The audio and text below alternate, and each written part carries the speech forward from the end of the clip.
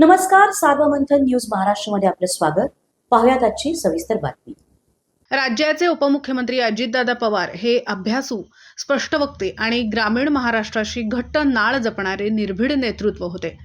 त्यांच्या नेतृत्वामुळे शेती, सहकार आणि ग्रामीण भागाला खऱ्या अर्थाने बळ मिळाले, असे ठाम प्रतिपादन माजी मंत्री प्राजक्त तनपुरे यांनी केले.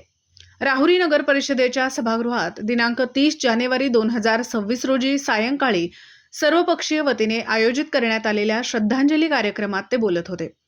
यावेळी मंत्रिमंडळातील कार्यकाळातील आठवणींना उजाळा देत त्यांनी अजितदादांच्या निर्णय क्षमतेचे व धडाकेबाज नेतृत्वाचे भरभरून कौतुक केले.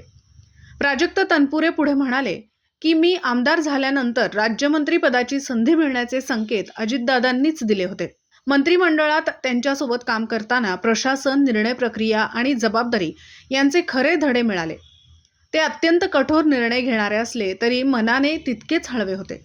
अजित पवार यांची राजकीय वाटचाल 1980च्या दशकात सहकार चळवळीपासून सुरू झाली. 1991 मध्ये खासदार, 1992 मध्ये आमदार व राज्यमंत्री, तर 1999 पासून कॅबिनेट मंत्री म्हणून त्यांनी विविध महत्त्वाची खाती समर्थपणे सांभाळली. त्यांच्या कार्यकाळात महाराष्ट्रातील जनतेला, विशेषतः ग्रामीण भागाला मोठा लाभ झाला, असेही तनपुरे यांनी स्पष्ट केले. कार्यक्रमात गटनेते हर्ष तनपुरे म्हणाले की शेवटच्या क्षणापर्यंत महाराष्ट्रासाठी झटणारे नेतृत्व म्हणजे अजितदादा होते. त्यांनी आम्हा सर्वांसोबत मोठ्या भावाचं नातं निर्माण केलं. शेतकऱ्यांपासून मंत्रालयात येणाऱ्या सामान्य माणसांपर्यंत प्रत्येकाची ते आपुलकीने चौकशी करत. जे काम शक्य आहे ते तात्काळ मार्गी लावायचे आणि जे शक्य नाही ते स्पष्टपणे सांगायचे, ही त्यांची खासियत होती. एवढी जबाबदारी घेणारा नेता पुन्हा मिळेल असे वाटत नाही.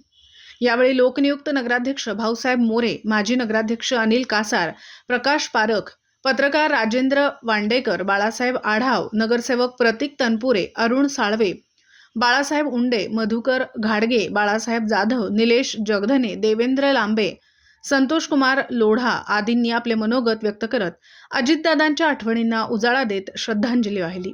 प्रसंगी माजी नगराध्यक्षा डॉक्टर सौ उषाताई तनपुरे, नगरसेवक सोन्याबापू जगधने, अविनाश म्हस्के, प्रशांत डवले, संतोष उदावंत, माजी नगरसेवक नंदूभाऊ तनपुरे, अनिल भट्टड, आरिफ शेख, पांडुभाऊ उदावंत, रवींद्र आहेर यांच्यासह सर्वपक्षीय पदाधिकारी व कार्यकर्ते मोठ्या संख्येने श्रद्धांजलीच्या कार्यक्रमाला उपस्थित होते. सार्वमंथन न्यूज महाराष्ट्र, राहुरी, अहिल्यानगर. असा नेतृत्व की जे सगळ्या एवढ्या प्रश्नांची बारकाईनं अभ्यास असलेलं नेतृत्व, अत्यंत राज्याच्या राजकारणावरती, अर्थकारणावरती, समाजकारणावरती प्रभाव टाकणारं नेतृत्व. मगाशी म्हटल्याप्रमाणे विशेषतः आपल्या ग्रामीण भागाच्या अर्थकारणावरती आणखी विशेष प्रभाव टाकणारं असं नेतृत्व, मनाने देखील तेवढंच हळवं असणारं, वरकरणी कठोर वाटणारं असं नेतृत्व, अशा त्यांची एक्झिट होईल हे तर कधी वाटलंही नव्हतं. बऱ्याचदा गेल्या काही दिवसामध्ये दोन्ही आमचे पक्ष एकत्रित येण्याची देखील, पुन्हा एकदा लांब गेलेले नाते परत जोडण्याची देखील प्रक्रिया चालू होती असं मी ऐकलं. म्हणजे अशा चर्चा आमच्या कानावरती पडायच्या. आणि एवढ्या अलीकडच्या कालावधीमध्ये दादांचे बहुधा इच्छा असावी की पुन्हा सर्वांनी एकत्र यावं, असं मला जी काय चर्चा कानावर यायची. पण दुर्दैव खरं हे त्यांच्या हयातीत हे खरं होऊ शकलं नाही. परंतु कालच्या घटनेत मी बघितलं की पवार साहेबांचं देखील अत्यंत त्या ठिकाणी मला एकदम हळवं झालेलं मी काल सुद्धा त्या ठिकाणी बघितलं. म्हणजे तिथं अंत्यविधी झाल्यावरती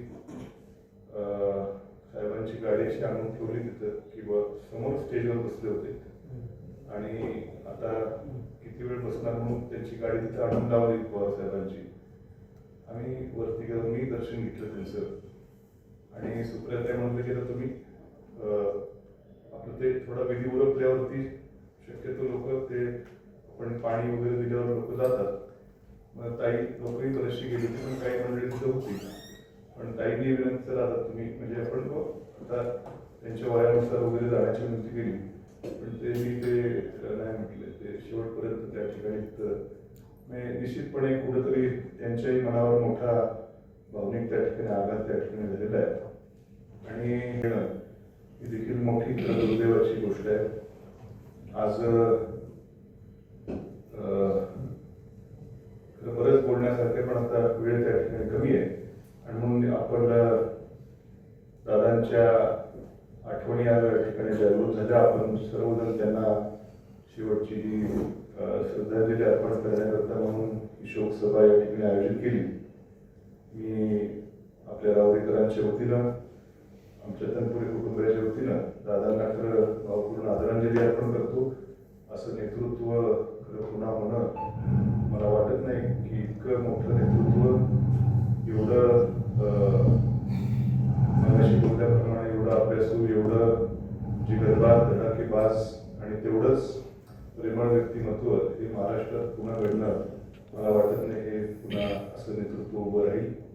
त्यांच्या जाण्यानं खूप मोठी हानी या राज्याची त्या ठिकाणी झालेली आहे. मी पुन्हा एकदा आमच्या तनपुरे कुटुंबियाच्या वतीनं आदरणीय दादांना भावपूर्ण आदरांजली अर्पण करतो आणि थांबतो. सार्वमंथन न्यूज महाराष्ट्राला लाईक करा, शेअर करा, सबस्क्राईब करा.